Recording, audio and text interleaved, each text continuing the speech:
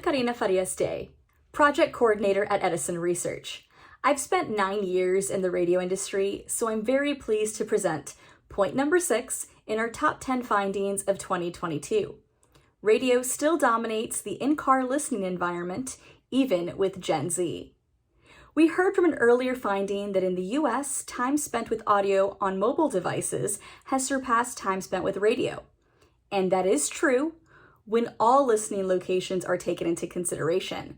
But this finding is just about in-car listening. Edison Research's Share of Ear data allows us to see how much time Americans typically spend with each audio device when they are listening in-car. Of Americans age 13 plus who listen in-car, the majority of their audio time, 58%, is spent listening through a traditional AM/FM radio receiver.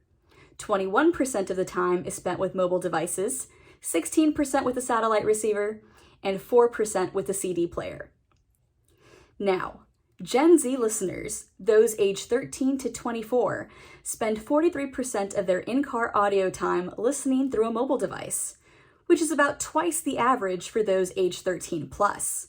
But traditional AM/FM radio receivers narrowly take the top spot for in-car listening device at 48%. Now, this might come as a surprise for everyone who knows that Gen Z listeners prefer mobile phones for audio listening overall, and they do, but the in-car environment is different, and young listeners spend almost half of their in-car listening time with an AM/FM radio.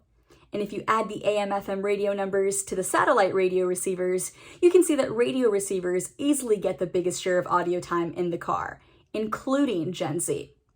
So if you're listening to any audio in a car, there's a good chance you're listening through a radio receiver.